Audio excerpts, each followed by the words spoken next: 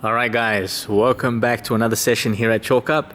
So today we're going to start with this warm up here. We have a 12-minute EMOM.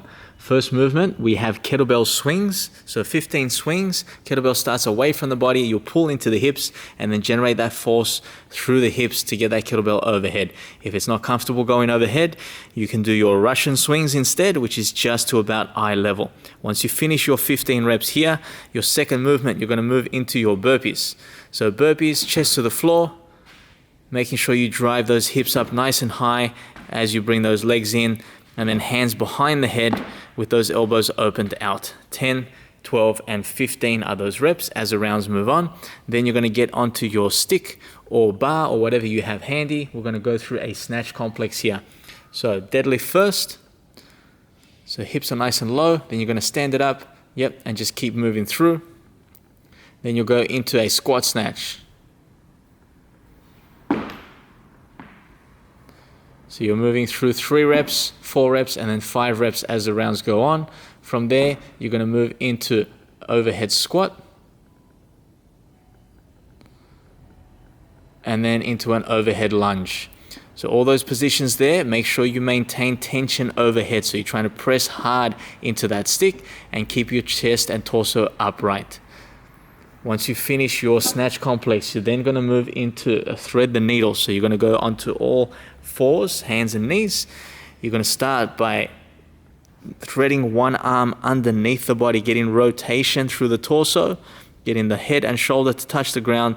Then you're going to come back up and extend that arm up towards the ceiling. You're trying to follow a straight line there as you move through. So you can see that hand follows the same line as the shoulder as it comes up and extends and reaches towards the ceiling. You're not pulling that backwards down towards your hips. 25 seconds on one side at that tempo, and then you're going to go into the other side, getting that rotation, head down, shoulder down, and then rotating back and trying to get as much rotation as possible in both directions.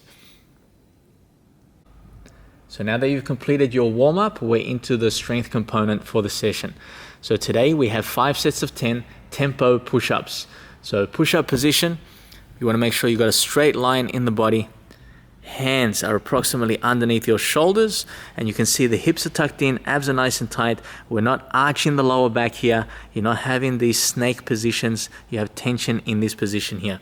From there, you're going to move down as a tempo of 3 seconds. So 3, 2, 1, and then you're going to pause for 2 seconds, then press and pause for 2 seconds at the top, and then coming back. 3, 2, 1, hold, 2, up, hold, 2, down, 3, 2, 1, hold, 2, up, hold, 2, down. So that will be your tempo. If the position here at full length push-up is a little bit too challenging, you can move onto the knees.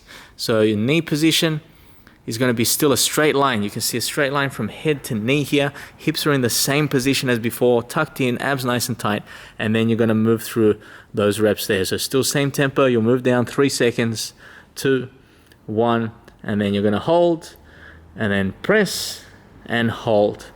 If you need to scale that further, you can do the same onto a bench or onto a couch, whatever you have handy, keeping those same points of performance there. Keep in mind, each rep is 8 seconds long. It should take you 80 seconds to complete one set. So now we're going to move on to your conditioning component for the day. So today we have a 12-minute AMRAP, as many rounds and reps as possible in 12 minutes, 3 movements. Movement number 1 is your floor press. So in this position, you can set up those dumbbells as Ezra is doing there. You roll back, lock them out. Once they're locked out, this is where you begin your first rep. So that first press into position does not count as a rep. So feet are flat on the ground. We have approximately 90 degrees or so in the knees, arch in the back, trying to keep the upper back onto the ground as much as you can and squeezing your shoulder blades together. From here, those dumbbells are angled slightly, about 20 to 30 degrees from horizontal. Then she's going to go down and out, so those dumbbells open out to the side, touch the ground, and come back into that centered position, making sure you stack those dumbbells over the shoulders at the end of that range. So you're aiming for 20 reps here. Once you finish your 20 reps, you'll move over onto your plate. So we have burpees to plate. So standing in front of your plate, you go down chest to the floor, just as you did in the warm-up. Legs kick in, and then you'll take a jump onto the plate and back off. So from here, it's not about getting an extension on top. You don't have to stand up tall. You just need to jump with 2-foot takeoff and land with 2 feet. And just keep moving through. You're looking to complete either 15, 12, or 10 reps, depending on your scaling. From there, you're going to move into your dumbbells. So double dumbbell bent over row.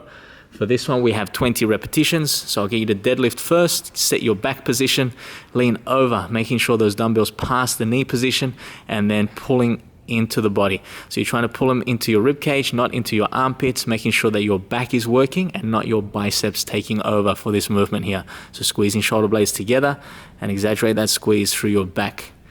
Once you've done that, you'll move back into your floor press and so on for the 12 minutes, as many rounds and reps as possible. So here we've got the auxiliary movement, so 3 sets of 15 banded face pulls. So this is going to depend on what you have available around you to attach the band. So here, this is the upright that Ezra has to work with. So you have your band, you're going to wrap the band around the bar and then thread the other end through it. Okay, now from there, because of the height of this, we're looking at trying to get it to about chin level. So Ezra is going to kneel down. So if you've got like a gate or a fence or something that you can use, you can do it as such. And then kneeling there, keeping the elbows nice and high, she's going to pull the band to the chin and exaggerate the squeeze in the upper back. So shoulders need to stay down. So making sure that you don't activate your traps. You're trying to pull through with your posterior deltoid, so back of the shoulder, and your upper back and through the middle of your back as well. So squeezing through, you get this tightness through the back and then control on the way forward. So you want to make sure you're not rushing this movement. So we're trying to get activation through this exercise here. If it's a little bit too challenging for this kind of setup, we have other options. We will show you in the next clip here. So if you don't have access to an upright, this is a variation you can do with the equipment that you have there. So with your band, you set up the 2 dumbbells like that. Then you're going to put the band underneath each dumbbell so it sits in line with that handle. So just one end of the band. Then from there, you're going to put the plate on top.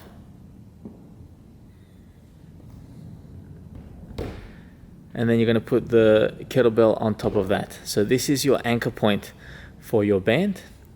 So you're still going to be in a kneeling position. Make sure you're far back enough that you can create tension with a straight arm. A little bit further back. Okay, so we want this distance back because you're going to have a lean forward. So you're going to be hinging at the hip. So leaning, leaning, leaning to try to create a straight line. So about there, you can see that position. We want a straight line for where the band is anchored to the back position. So from here, Ezra is going to pull. Elbows go out to the side, and she's pulling back into that position. So chin up a little bit more and try to stay open. Try to keep the same position you would if you were standing. The only difference is you're angled down because the band is pulling from an anchor point that is lower. So you need to angle so that you can still hit the same muscles on the back that we're looking for in the other variation.